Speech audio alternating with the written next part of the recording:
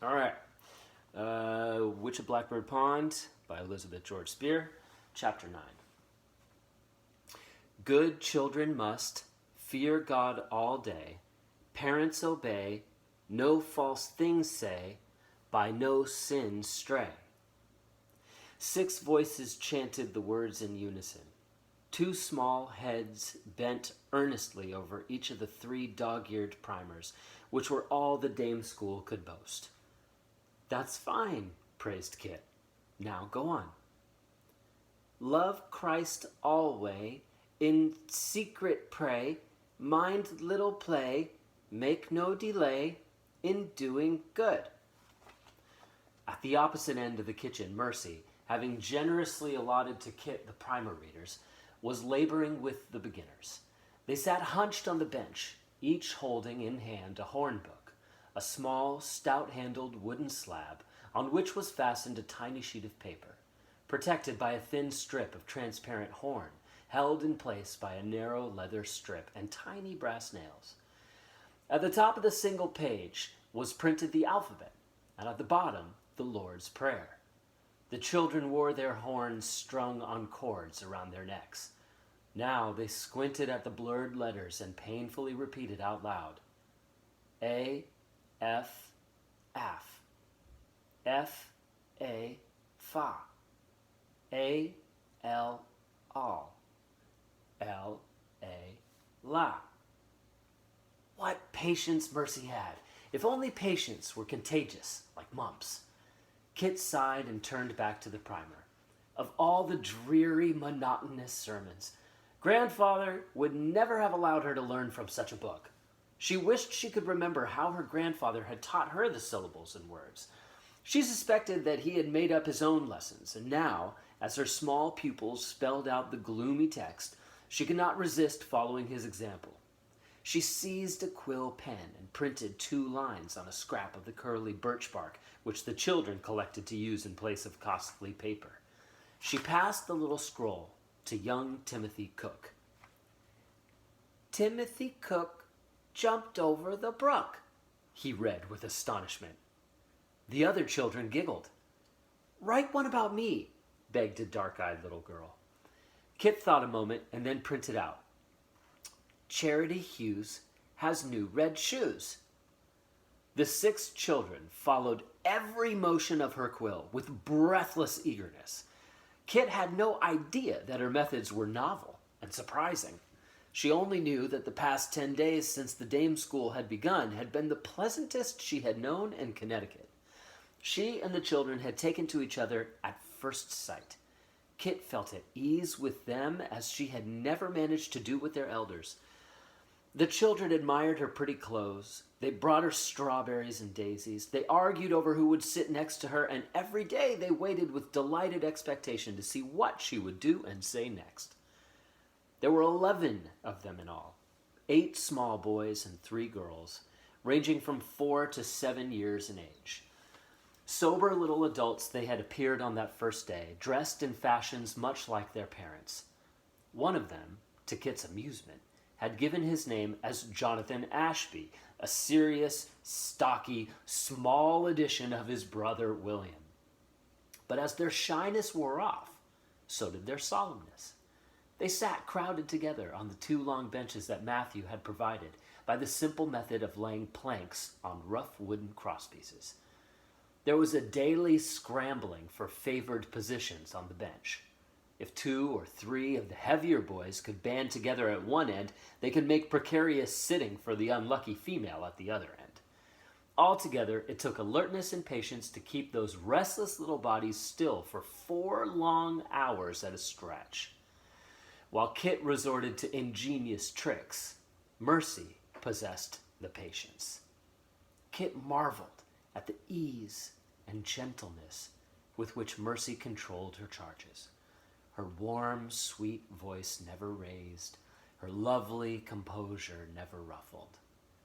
Now, as the chanting syllables came to an end, Mercy met Kit's eyes across the room and smiled.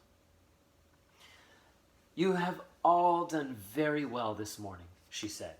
"Now we will repeat the first part of the catechism, and then Mistress Tyler will tell you a story.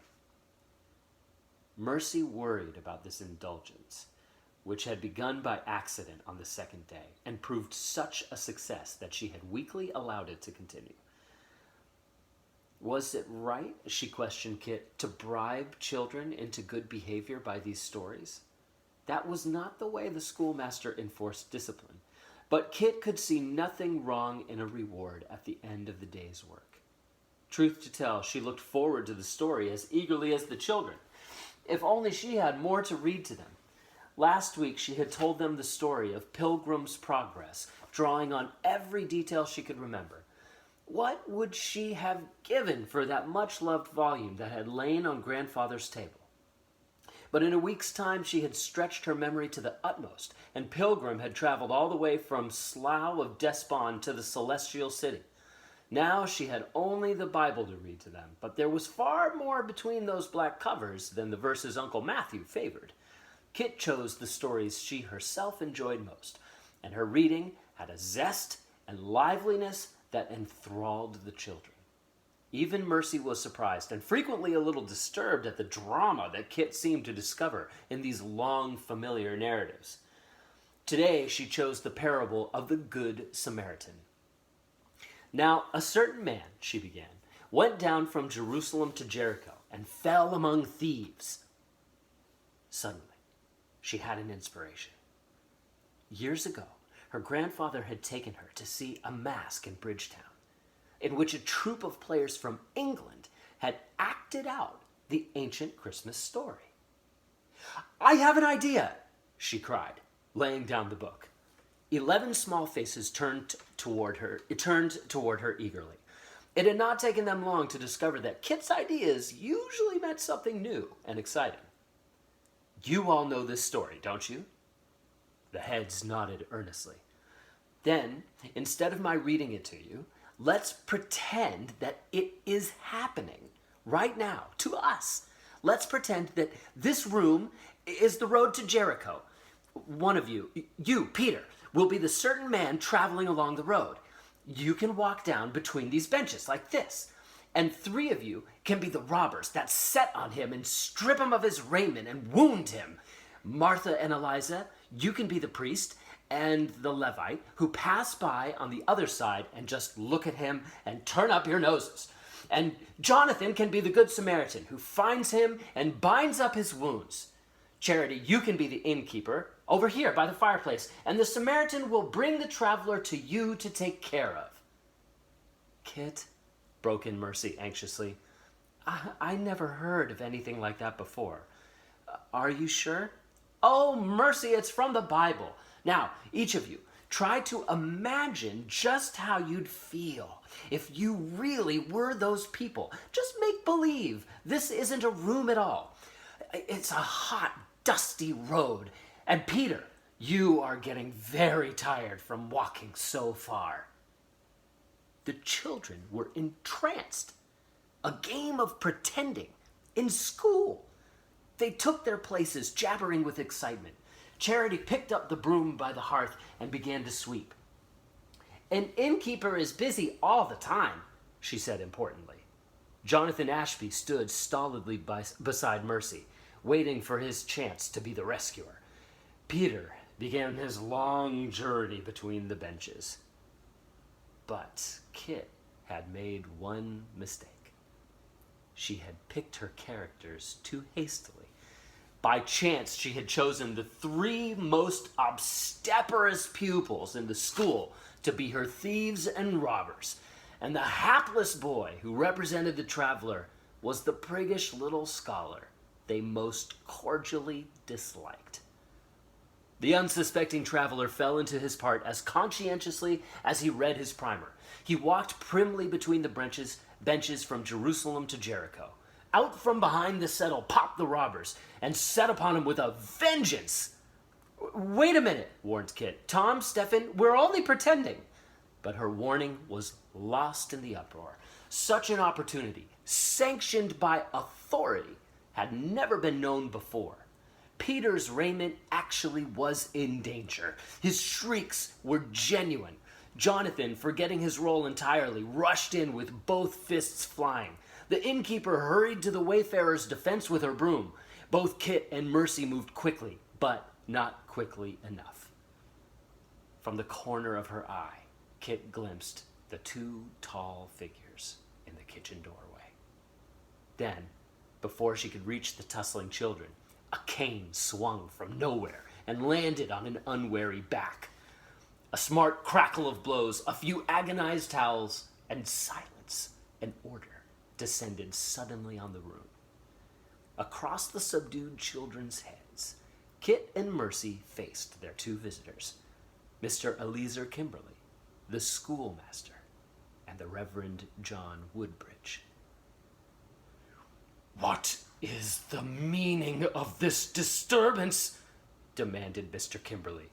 "We come to inspect your school, Mistress Wood, and we find bedlam." Mercy opened her mouth to explain, but Kit broke in first. "It is all my fault, sir. I was just trying out a new idea." "What sort of idea?" "Well, sir, I was reading a story out loud to them from the Bible, and I thought instead it might be more instructive, maybe, to sort of, well, to act it out. And to act it? Like a play, you know."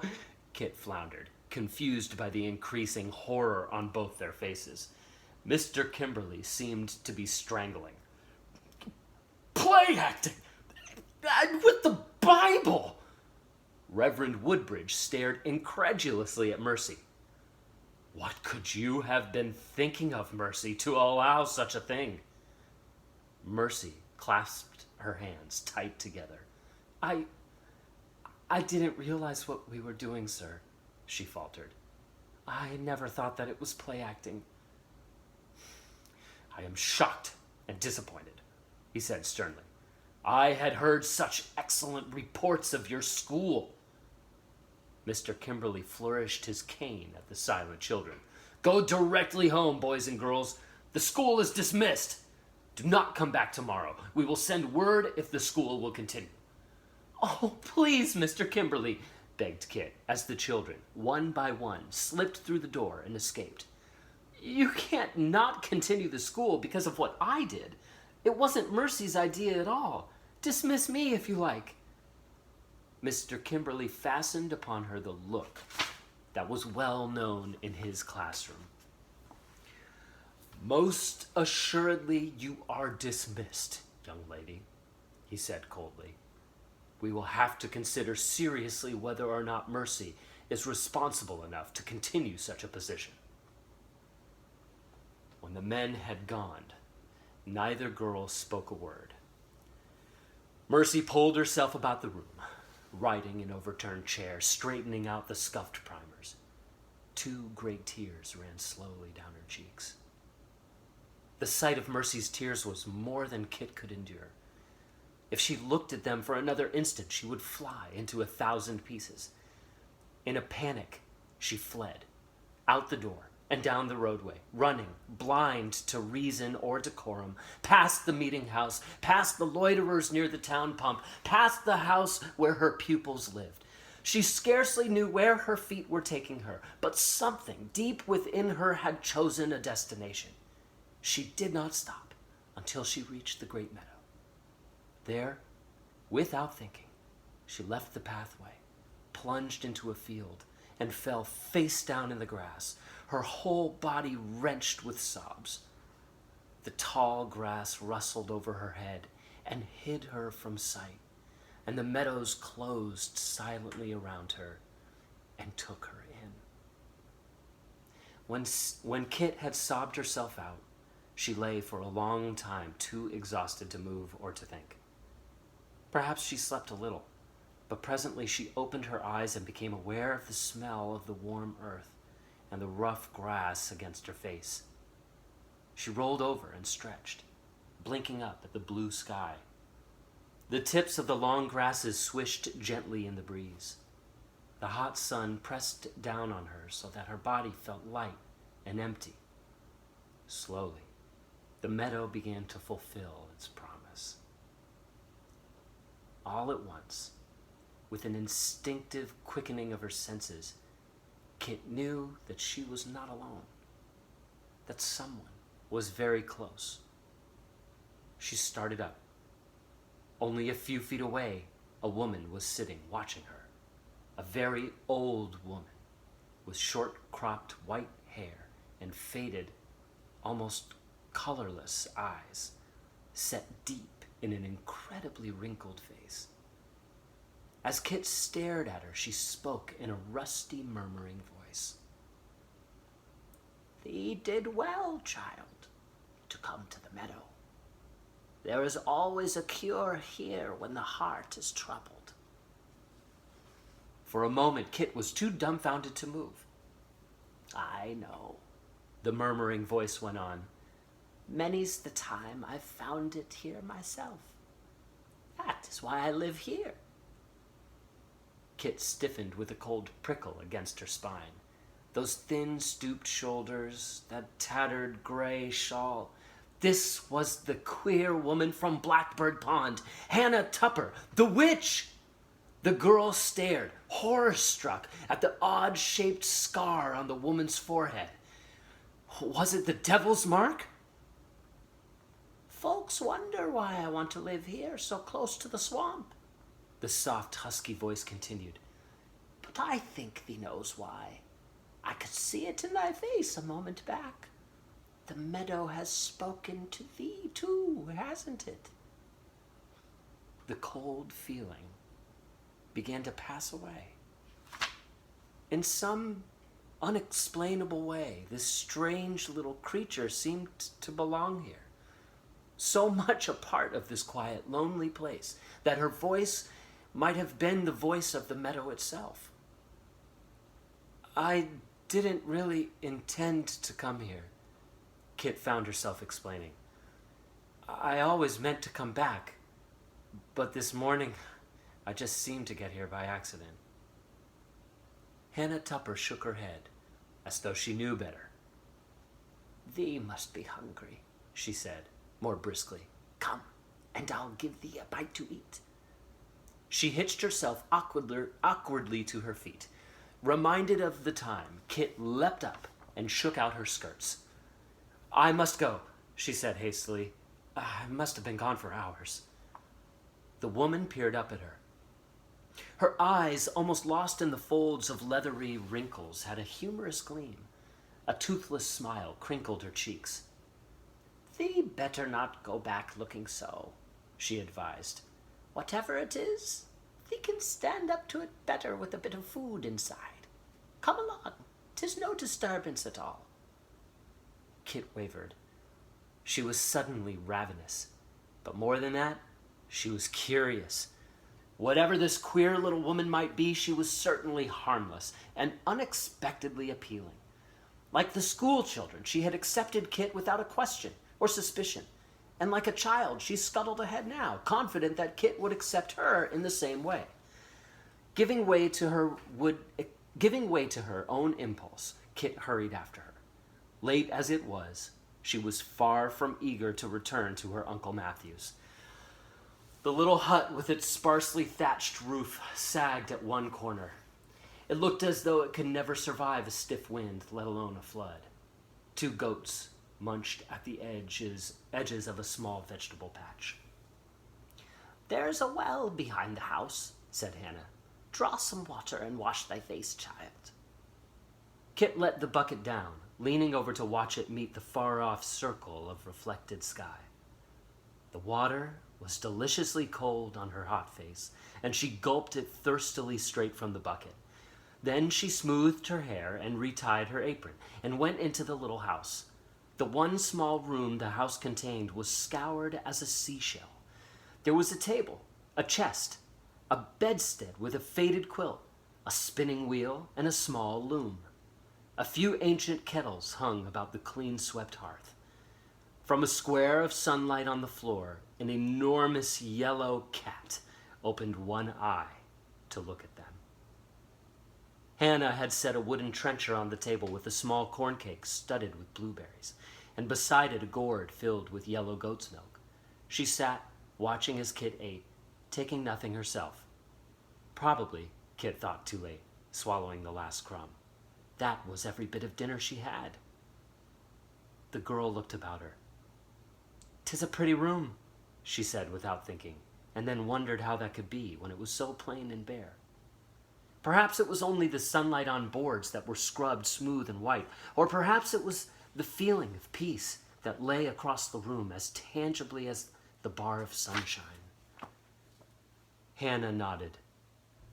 "My Thomas built this house. He made it good and snug, or it wouldn't have stood all these years." "How long have you lived here?" Kit asked curiously. The woman's eyes clouded. "I couldn't rightly tell," she said vaguely, "but I remember well the day we came here. We had walked from Dorchester in Massachusetts, you see. Days on end we'd been without seeing another human being. Someone had told us there would be room for us in Connecticut, but in the town there was not an inch of land to spare, not after they'd seen the brand on our foreheads. So we walked toward the river, and then we came to the meadow. It put us in mind of the marches near Hythe. My husband was raised in Kent, and 'twas like coming home to him. Here is where he would stay, and nothing could change him." There were 100 questions Kit dared not ask. Instead, she looked about the room and noticed with surprise the one ornament it contained. Jumping to her feet, she seized from the shelf the small, rough stone and held it in her hand. "Why, 'tis coral!" she exclaimed. "How did it get here?" A small, secret smile brightened the wrinkled face. "I have a seafaring friend," Hannah said importantly. "Whenever he comes back from a voyage, he brings me a present." Kit almost laughed. Of all the unlikely things, a romance. She could imagine him, this seafaring friend, white-haired and weather-beaten, coming shyly to the door with his small treasures from some distant shore. "Perhaps this came from my home," she considered, turning the stone in her hand. "I come from Barbados, you know." "Do tell! From Barbados!" marveled the woman. "These seemed different somehow. Is it like paradise, the way he says? Sometimes I mistrust he's just telling tales to an old woman." "Oh, everything he has told you is true," answered Kit fervently. "'Tis so beautiful. Flowers every day of the year. You can always smell them in the air, even out to sea." "Thee has been homesick," said Hannah softly. "Yes," admitted Kit, laying down the stone. "I guess I have. But most of all, I miss my grandfather so much." "That is the hardest," nodded the woman. "What was thy grandfather like, child?" Tears sprang into Kit's eyes. No one, since she had come to America, had ever really wanted to hear about grandfather, except Reverend Bulkley, who had only been impressed by his royal favors. She scarcely knew where to begin, but all at once she was finding eager, incoherent words for the happy days on the island, the plantation, the long walks together, and the swimming, the dim, cool library, and the books. Then she came to the flight to Connecticut and all the bitterness and confusion of the past weeks. "I hate it here," she confessed. I don't belong. They don't want me. Aunt Rachel would, I know, but she has too many worries. Uncle Matthew hates me. Mercy is wonderful, and Judith tries to be friendly. But I'm just a trouble to them all. Everything I do and say is wrong." "So thee came to the meadow," said Hannah, patting the girl's hand with her small gnarled claw. "What went so wrong this morning?" She listened, nodding her head like a wizened owl, as the tale of the morning's woes came pouring out. As Kit reached the part about the schoolmaster and his cane, To her amazement, a rusty chuckle interrupted her. Hannah's face had crumpled into 1,000 gleeful wrinkles. Kit hesitated, and all at once the memory struck her funny too. Her breath caught tremulously, and then she was laughing with Hannah. But instantly she sobered again. "What am I to do now?" she pleaded. "How can I ever go back and face them?" Hannah said nothing for quite a long time. Her faded eyes studied the girl beside her, and now there was nothing childlike in that wise, kindly gaze. "Come," she said. "I have something to show thee."